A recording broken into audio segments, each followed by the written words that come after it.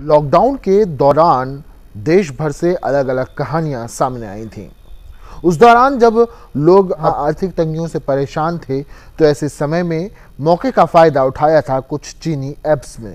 ये चीनी ऐप्स असल में नए तरह के साहूकार थे जो लोन दिया करते थे।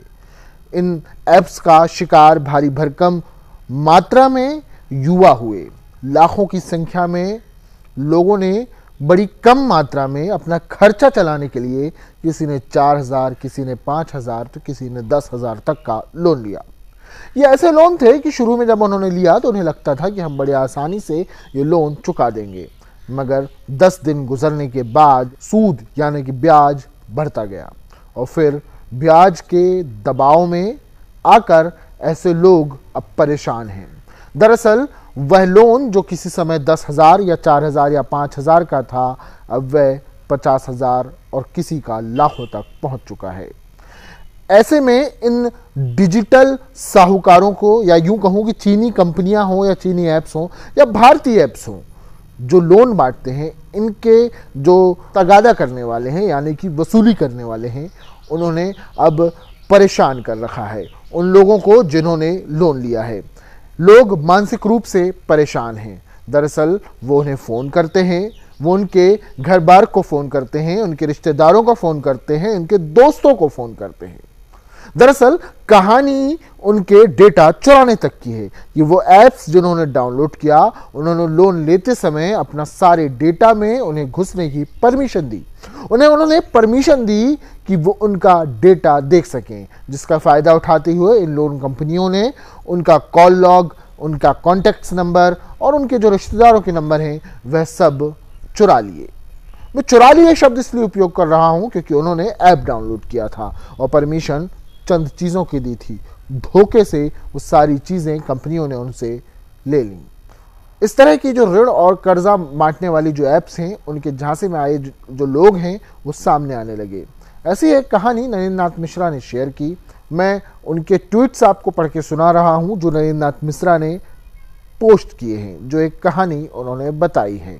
उसको पढ़ के आप समझ सकते हैं कि किस तरह से लोगों को शिकार बनाया जा रहा है और आप कैसे इनसे बचें।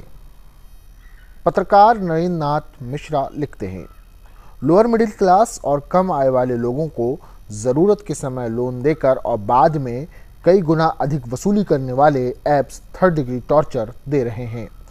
सूद पर कर्ज देने वाला साहूकारी सिस्टम लौट रहा है। लाखों लोग चपेट में आ चुके हैं और राहत देने की बात यह है कि अब इस मुद्दे को मीडिया उठा रहा है। चीनी ऐप से लोन फंदा का मामला बहुत बड़ा होता दिख रहा है।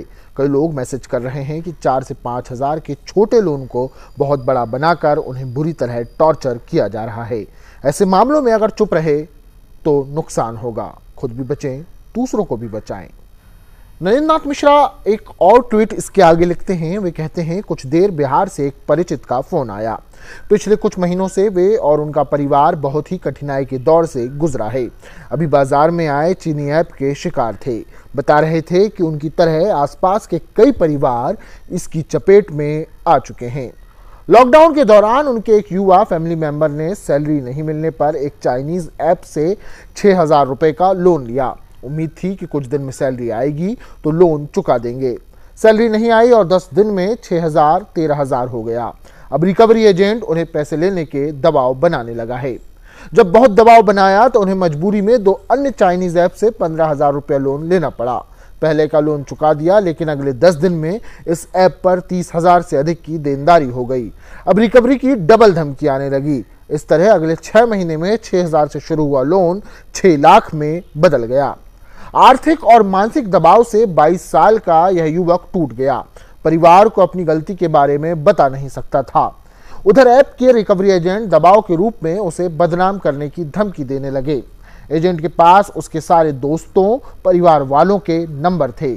उसके पास युवक का कॉल रिकॉर्ड भी था। हर निजी सूचना थी।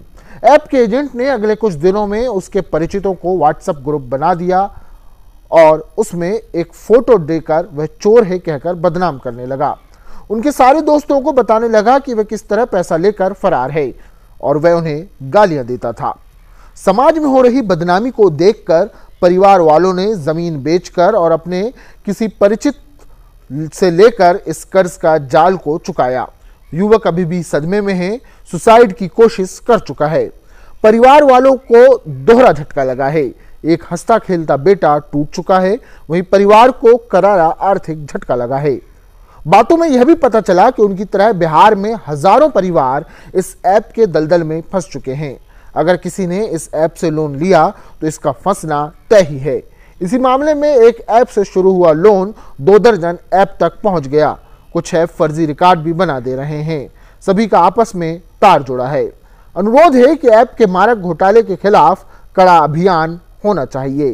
क्या चीनी ऐप की भारत के समाज में कर्ज का वायरस फेंकने की साजिश है? क्या हम बहुत बड़ी समस्या की ओर बढ़ रहे हैं? रोंगटे खड़ा कर देने वाले इस वाक्य ने सचमुच हिला कर रख दिया। सावधान रहें और दूसरों को भी सतर्क करें।